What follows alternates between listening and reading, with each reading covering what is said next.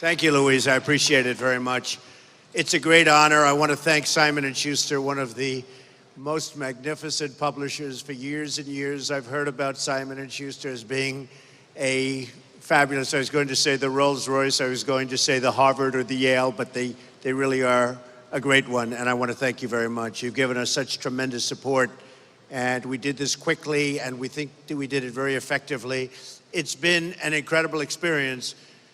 We wrote a book, and the title, Crippled America, is very tough, but unfortunately, we have to do what we have to do. And I think one of the reasons we've been doing so well in the campaign is because we tell it like it is. We tell the truth. And America is crippled.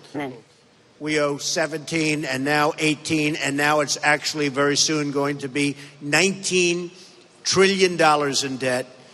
We have a military that doesn't have proper instruction from leadership. We don't know what we're doing. We're losing all over the world with trade deals. Every country, no matter what country you talk about, you can just pick a name out of a hat. They're beating us in trade. And we can't go on like this any longer. It's impossible to go on like this any longer. I always mention, as an example, Sergeant Bergdahl, a traitor. We get Sergeant Bergdahl, they get 5 of the people they wanted, and they wanted badly. And that's not the way it's going to work anymore. So we write about it in the book. We tell lots of different stories of lots of different things, and I think it's going to be very instructional. Very important to me was instructional. When I did The Art of the Deal, I think one of the reasons it was so successful is that it was largely instructional. And even today when I speak, so many people hold up the book, The Art of the Deal, and the other books we've done. So this is one that probably not since The Art of the Deal, I have to tell this to Louise and Simon & Schuster, have I worked so hard on a book. And it was in a confined period of time. We wanted to get it out really, really quickly so that it pertained to what's going on right now. It's a moment of time, and we got it done. And David did a fantastic job. Where is David? Is he here? David? David did a fantastic job. And all of my people did a great job. They helped me so much because we are doing a couple of other things right now. So this was not easy getting this in. But we see by the lines go down to Park Avenue. They've been forming since last night. And I'm going to be signing books starting at 12 o'clock. We're doing a couple of interviews, and then we're signing books starting at 12 o'clock, and that'll be very exciting for me. But we have fans that have bought the book, and they just bought it. And some have been online now for 12 and 14 hours. I don't know how they're doing this, but they do it. They find a way. So I'm looking forward to getting to the signings. Does anybody have any questions, please? Oh, that's all? Just about 30 questions? Yes, go ahead, Katie.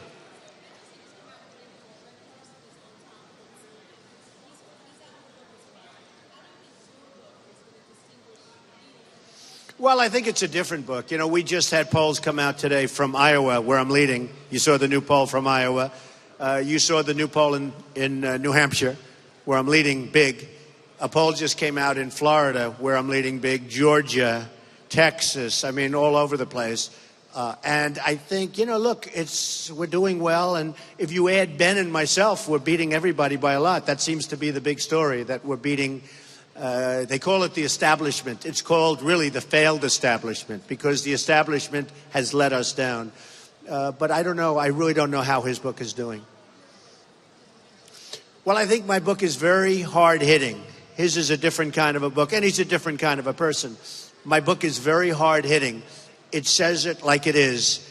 And based on what Simon & Schuster just told me, it's selling like hotcakes. So we'll see. We're very different people. We have very different qualities, and we are extremely different. And I'm different from all of the other candidates. Look, nobody can negotiate trade deals like me. We are going to take the $400 billion a year that we're losing with China. That's going to be turned around. The $75 billion a year that we're short on with Japan.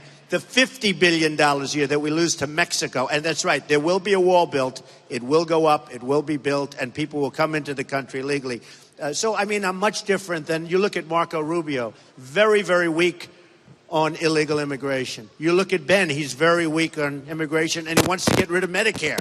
I mean, Ben wants to get rid of Medicare. You can't get rid of Medicare. It'd be a horrible thing to get rid of. It actually works. You get rid of the fraud, waste, and abuse. it works. So when a man is weak on immigration and wants to get rid of Medicare, I don't know how he stays there. Go ahead, Tom.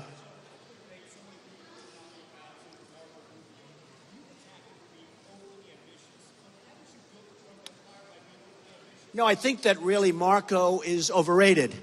And frankly, had Bush been a better messenger, he has the better message. I mean, if that was me delivering that message, it would have been a much different story because he has a better... Marco doesn't show up to the United States Senate. He's representing the people of Florida, which, by the way, that poll just came out today, and I'm way up in Florida over everybody. But Marco is a sitting senator, and he doesn't show up for the people of Florida. And I don't think he should be doing that. Now, Bush gave a very weak message. I agree with that. It was poorly delivered. But the facts are on Bush's side. And ultimately, I think Marco is going to be hurt very badly. And if you look at Mr. Singer, you have to see where Mr. Singer is coming from. And when you see where he's coming from, I think people are going to say, whoa, we didn't know that. But look at Marco's stance on illegal immigration. It's really trouble for him. I don't see how he can win. Okay, yes, Mark.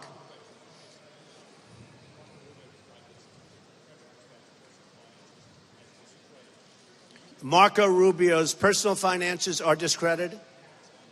Oh, no, his personal finance, all you have to do is look at his credit card. I mean, he is a disaster with his credit cards. And I'll tell you what, I love Florida. I'm in Florida all the time. And for years I've been hearing that his credit cards are a disaster. I would think when you take a look at it, you're going to find that. But his credit card debt and his problems with credit card and what he did when he was running the party apparatus with credit cards, I've heard about it for years. You'll have to find out.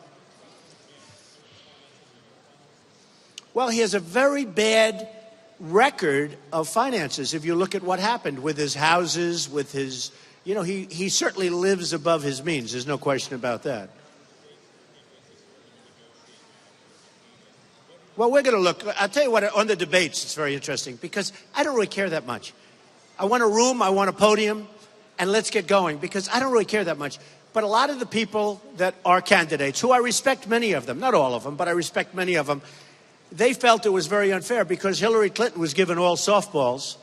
I mean, she wasn't asked one tough question. They didn't talk about her foundation. They didn't talk about any of the problems. They didn't talk about the emails. When the email problem came up, Bernie Sanders lost his whole campaign. I mean, what he did was so stupid from his standpoint.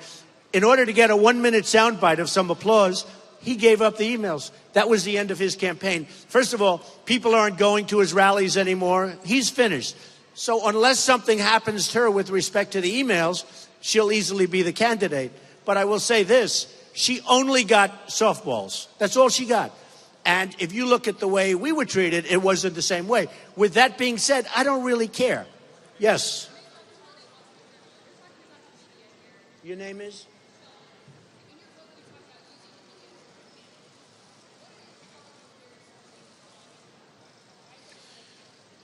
Well, I think the Republicans actually are doing a pretty good job overall. They coalesced at that last debate because, I mean, it really started with me. The guy asked me a question.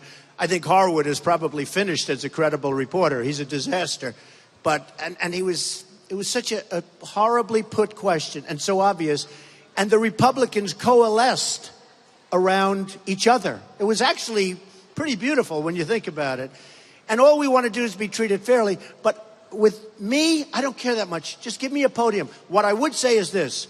The networks have made a fortune because of me, not because of anybody else. You know, they were saying that the last cycle, they had 2 million and 1 million people, and the networks didn't even want to broadcast it because nobody watched, okay? Nobody wanted to watch.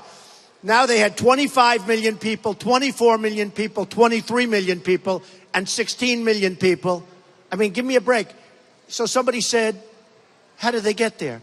And actually, Variety and Hollywood Reporter, who do report this stuff pretty well, much better than the political press, they said solely for one reason, it was Trump. I'll take the credit.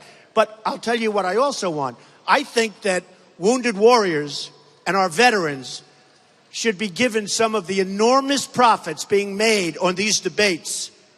Enormous profits, by the way, beyond anything they ever envisioned.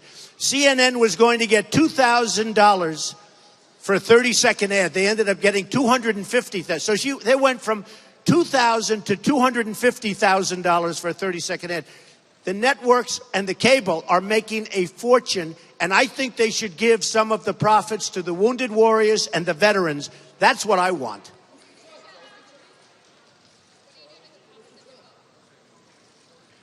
I'm giving them away. I'm giving the profits of my book, I'm giving them away to a lot of different people, including the vets. Okay? Who are you with? Okay, good. It's a new form of reporting. Do you believe it? They used to come up with cameras. He comes up with a cell phone. Go ahead. Let's go. Speak fast. Go ahead.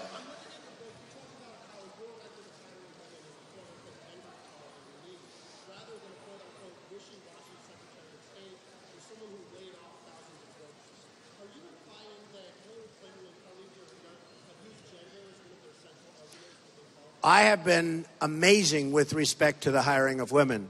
This building was built as the head person, who was fantastic, by a woman. And that was at a time when you didn't see that in the construction trades. I mean, it was totally unique. I have many, many executives upstairs and in different buildings that I have that are women. Many, a proportion that's close to 50%, might even be over 50% if I analyze it.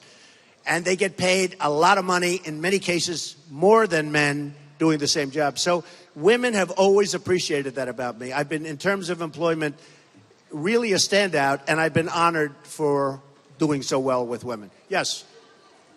Yes, go ahead. French television. Are you going to be voting? I don't think so. So let's go. We don't have to worry about the French right now. Go ahead. What Jeb Bush was saying at the last debate, I don't know, but he didn't say it well. What is your question? Go ahead, behind you. You're with Telemundo. Ah, welcome. Welcome to Trump Tower. I like Telemundo, by the way. I like it better than Univision. I'm suing Univision for $500 million. So. Go ahead. Because the country is doing so poorly. It's a very accurate title. Because the country is doing so poorly. Go ahead.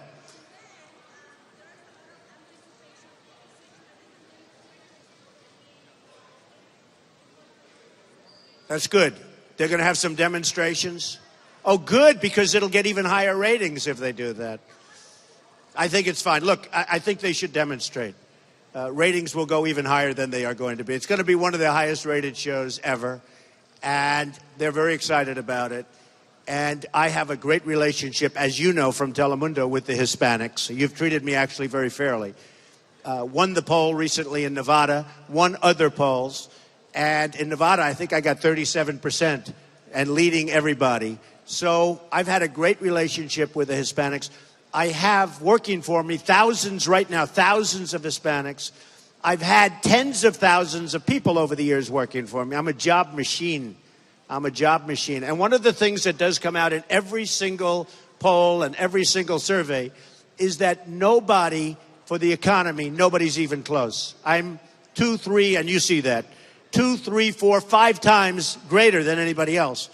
And you almost say, like, it's about the jobs, it's about the economy, then how's anybody going to beat Trump, in all fairness? But I've had a great relationship with the workers. I've had a great relationship with jobs, and I've had an amazing relationship with the Hispanics. And I predict that I'm going to win the Hispanic vote. I think I'm going to win the Hispanic vote. I predict, I think I'm going to get the nomination, and I will win the White House. I think beating Hillary Clinton is going to be easy because her record is so bad. Okay. Go ahead.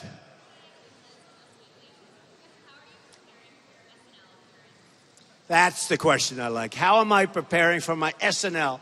Well, I'm meeting with Lorne Michaels in a little while, later on, after we're going to sign. I guess got thousands of people online, but we're going to sign, and then later on this evening, I'm meeting with Lorne Michaels and the whole staff, and we'll start the preparation. We'll pick our skits. Am I nervous? Not too nervous. Not too nervous. But we'll do a good job, and we're going to have a fantastic show. We're going to all have a lot of fun. My Jeb impression? No, I don't want to do that. I don't like showing a person sleeping at a podium. Tom is asking, can Jeb make a comeback? I think it's going to be very hard. It's very hard. Not about money. I just think, I came up with the energy, and I just think we need tremendous energy because we need a person that has tremendous personal energy to get us back on track. You can't do that when you don't have that. I think Marco is highly overrated. Highly overrated. He doesn't have it. And all you have to do is look at his stance on things. Jeb, he lacks the quality that you need. We're talking about everybody in the world is ripping us off. You need a very strong person with tremendous energy. Thank you very much, folks. I'll take the job. But it's so important. And by the way, Ben Carson does not have that energy. We need somebody with tremendous energy to straighten out the military, to straighten out ISIS, to straighten out our horrible trade deals, to terminate Obamacare and come up with something far better for far less money. You need somebody with tremendous personal energy as president. We have a president right now that doesn't have energy. I mean, you think Obama has energy? He has no energy. And he's been a horrible president. We need somebody with great personal energy as a leader so that we can make great deals with other countries and do well in every other respect. And certainly Jeb does not have that energy, in my opinion. You where? From The Guardian. Ah, they treat me very nicely in Scotland. Go ahead. Good, thank you.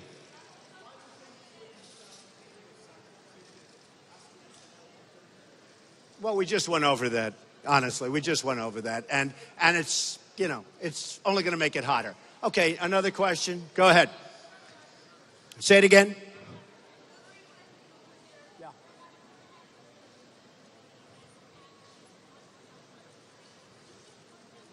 You're going to see what we're going to do. You're going to see. But the whole thing with anchor babies, I turned out to be right. A person has a baby, lives in Mexico or lives in Asia or lives in many different places, has a baby, walks across the border, has the baby here. Now we're responsible for that person for the next 85 years. I don't think so. And by the way, I was right. They were wrong. The 14th Amendment does not give them clearance on that. And if you wanted to do that in Mexico, or if you wanted to do that in almost any other country, where you have a baby in that country and that country has that person for 85 years, including all of the costs of that person, they would laugh you right out of the country. You would be laughed out of the country so fast. So that turned out I was 100% right. We'll have to worry about that. We're going to take care of it. And it's going to be done in a very humane way. But we're going to bring back our country. And we're going to have a wall. And Mexico's going to pay for the wall. And you know why they're going to pay? And I have great relationships with Mexico. And phenomenal relationships with the Mexican people. Phenomenal. And they buy apartments from me. They work for me by the thousands. By the thousands. Phenomenal relationships. But let me just tell you, we lose so much money with Mexico in terms of trade imbalance, $45 billion last year. Plus, we give Mexico billions and billions of dollars. They will pay for the wall, and it'll be very interesting. And you know what? People are going to come into this country, but they're going to come in legally, Sarah. Okay. Yeah, go ahead. Italian Daily News.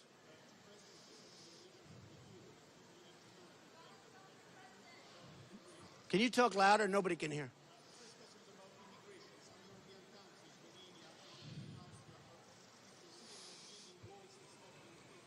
I know a lot of European, he's just saying he's from Italy, a lot of the European countries are going to build walls to stop the immigration. Well, walls work. All you have to do is ask Israel. Walls work if it's properly constructed. Not the walls that these characters, these politicians that we have running our country, who are a disgrace. All talk, no action politicians. They build a wall this big. They drive cars right through it. Walls work. All you have to do is go and see Israel. They will tell you that walls work. Okay, go ahead. Go ahead.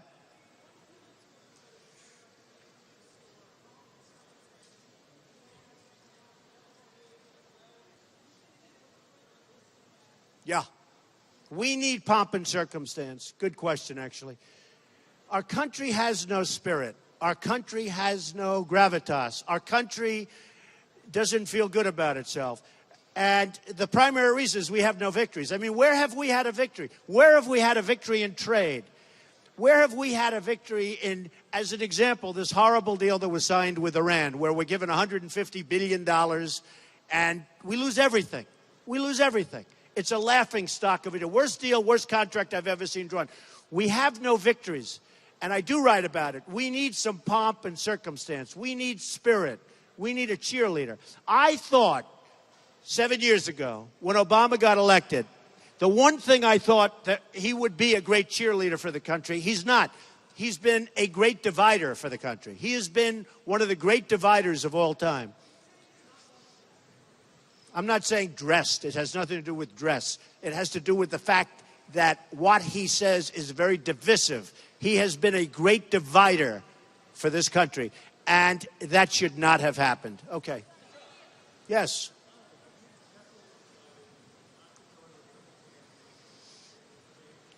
No, Howie, I'll go any way they want. I don't care too much about the debates. Look, I'm the one that gets all the nasty questions anyway. Nobody else gets the really nasty questions. In a certain way, maybe they're defending me, although I will tell you they're not doing it for that reason. I think it's irrelevant. I like the debates. I've had the debates. I've done well in the debates. As you know, every single poll said I won all 3 debates. Now, I don't know if I did or not, but I certainly didn't do badly. But every single poll said, even CNBC's poll said I won the debate. So I like the debates. I think they're good for me. But we have to be treated a little bit fairly. As an example, Hillary Clinton, no tough questions. I mean, why didn't they ask about Bill? Why didn't they ask about all of the different things? No tough questions. Now, that was staged by the Democrats. And frankly, they did a very smart thing in the way they staged it. Well, we're going to stage something properly also. But as far as I'm concerned, I really don't care that much. I just want to debate. I think debating is a good thing. It's healthy, gets everything into the open. But you don't want people like Harwood that read a question, that he wrote carefully, He thought he was such. His career, in my opinion, his career is probably ruined or certainly threatened. You could ask about anything you want. I mean, you have to ask about anything you want. Hillary had only softballs all night long. It was like this. Here, Hillary, hit this one over the park. So, yeah, go ahead. Are you from Russia? All right. I think our relationship with Russia will be very good. Vladimir Putin was on 60 Minutes with me three weeks ago, right? Putin. And they have one of the highest ratings they've had in a long time. So I'm going to give him total credit. But we will have a very good relationship, I think, with Russia. Now, maybe we won't. But I believe we will have a very good relationship with Russia. I believe that I will have a very good relationship with Putin. Go ahead.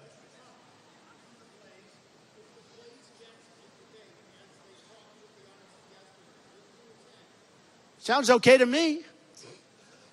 Yeah, go ahead.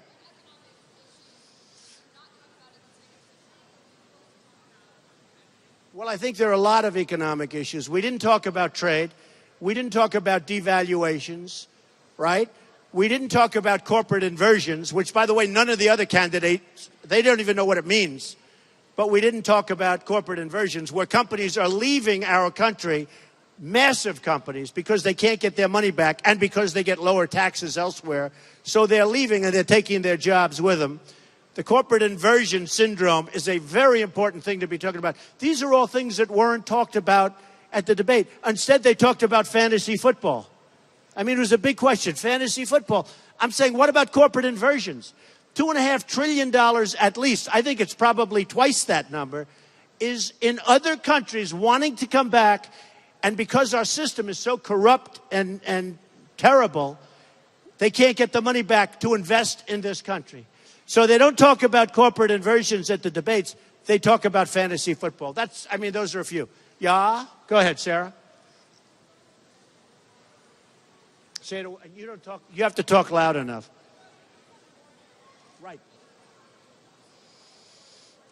I was against the war in Iraq, yes, very early on. I'll give it to you. Yeah, I have it upstairs. I don't know. I'll give it to you upstairs. Well, you know, you have to understand, I was a developer. A lot of people didn't care about my view in 2003, 2004, but there was a Reuters article taken from a magazine about my stance in 2004, I believe in July of 2004, and it talked about my stance on how I felt about Iraq. And I said very strongly exactly what happened. I said, you will destabilize the Middle East, and when you destabilize the Middle East, Iran will take over Iraq. That's exactly what's happening. And they'll take over the oil reserves, which are among the largest in the world. And in addition, other bad things will happen. The other bad things are ISIS. I said that in 2004, and that was an article that was taken from a magazine, which was previous to that. I felt that for a long time. It's a great, that's your best question that you've ever asked me, Sarah. Sarah, finally, you're asking me this great question. Sarah from CNN, terrific person. Do I think that it's time for some of the other Republicans in the race that are registering zero? In a couple of cases, they have zero with an arrow pointing left, which I assume is a mistake because that's less than zero. I assume that's not happening. Do I think it's time to have some of the other Republican candidates drop out? Yes. There are too many people. Well, I don't want to get personal, but you can look at the poll numbers. Look, if a person's been campaigning for 4 or 5 months and they're at 0 or 1 or 2%, they should get out. Like, you know, look at me. I go to Florida and look at the numbers that just came out in Florida. 37%. Georgia. I mean, those are real numbers.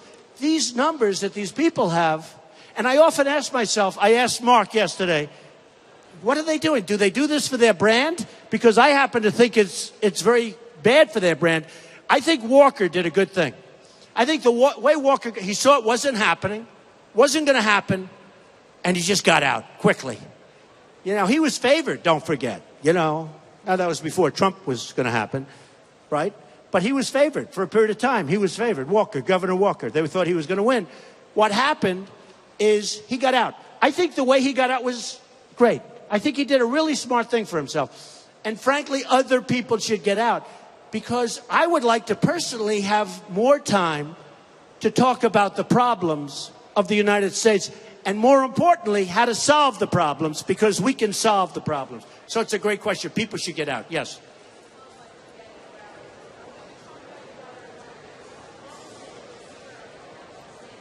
Ivanka. Oh, they just said one of the biggest applause lines. It's true. I get is when I talk about my daughter, Ivanka. She was just at Fortune magazine for something like Woman of the Year, which is great. I'm very proud. She doesn't know. Ivanka, just say hello, okay? But Ivanka is going to be very involved and Melania is going to be very involved very soon. They're going to be coming out very soon.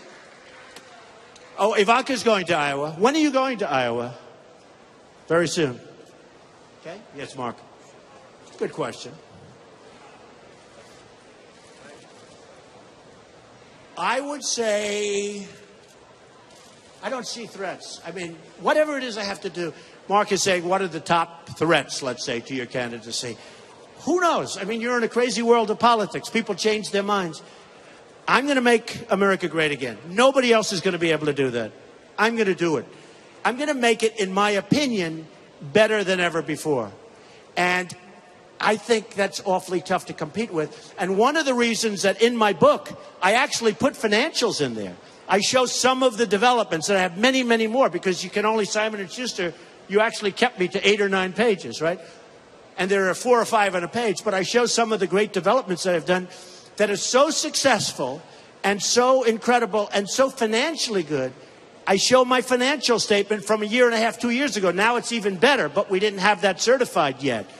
So I do that not in a braggadocious way. I do that because that's the kind of thinking our country needs right now. We are run by people that are incompetent. We are run by people who, in so many words, I hate to use the word stupid, but you have to use that word unless they have bad intentions, which I don't believe they do. But we are run by incompetent people. We have incompetent leadership. There are so many things, like I mentioned corporate inversion. The Democrats want the money to come back. Who doesn't? The Republicans want the money to come back. For 3 years, the Democrats have said, we want the money to come back. For 3 years, the Democrats and the Republicans agree, 100%. You have a vast majority, maybe everybody. For 3 years, guess what? They haven't done anything, right? They can't even get along when they agree. So here's the thing where we can take trillions of dollars, bring it back into this country, rebuild big parts of our country with it. Companies can spend that money in our country. We have everybody agrees it should be done for years, and they can't do it. That's a part of the problem. Well, you're going to look. You're going to look. A lot of controversy with Mr. Singer. There are those people that probably wouldn't have wanted him to back. But we'll see. I'll talk to you. Go ahead. Oh, well, they'll agree. No, they'll agree. They just didn't want to go through the unfair questions because they weren't questions, they were statements. You see, they were asking Katie, they were giving statements in a sarcastic, disgusting way. And by the way, I think Becky is terrific, and I think Carl is terrific. But I think John Harwood is not very good at what he does. But I think Becky Quick is a terrific person. I think Carl is a terrific person. But I will tell you, John Harwood was a disgrace to CNBC. Yeah, go ahead, Tom.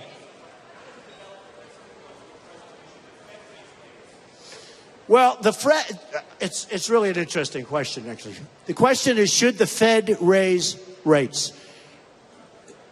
They are not raising them because Obama has asked them not to raise them. In my opinion, he wants to get out of office because we are in a bubble. And when those rates are raised, a lot of bad things are going to happen or potentially going to happen. And in my opinion, Janet Yellen is highly political, and she's not raising rates for a very specific reason, because Obama told her not to, because he wants to be out playing golf in a year from now, and he wants to be doing other things, and he doesn't want to see a big bubble burst during his administration.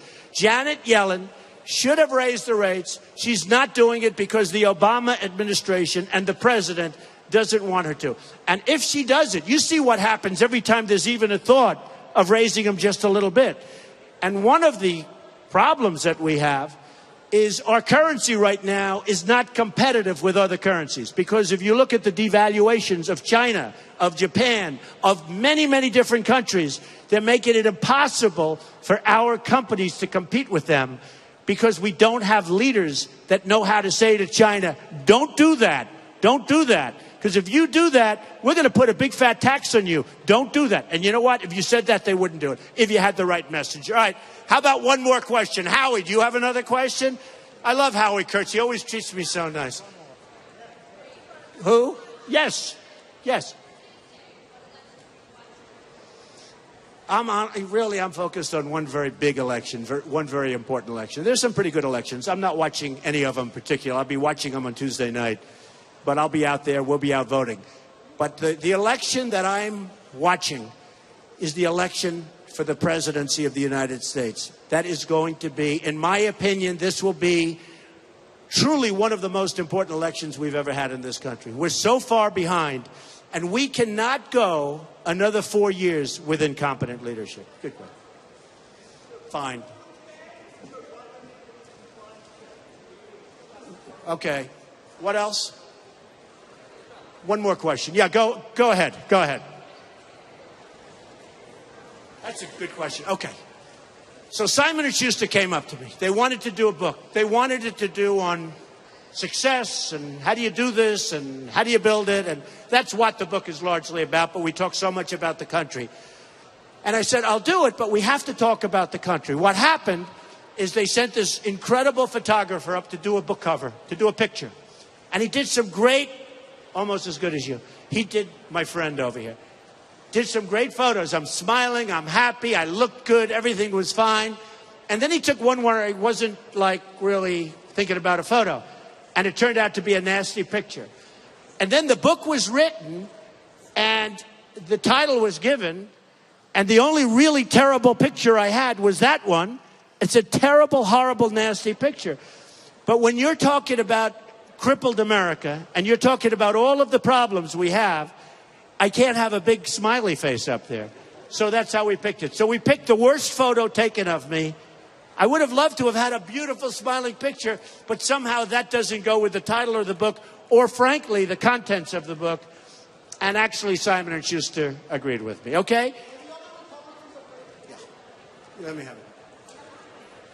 All right, we've been listening there to Donald Trump. Say it again? What? Are the other Republicans afraid to debate? Well, some of them should be. Okay. Thank you very much, everybody. Thank you. Simon & Schuster, thank you. Louise, thank you.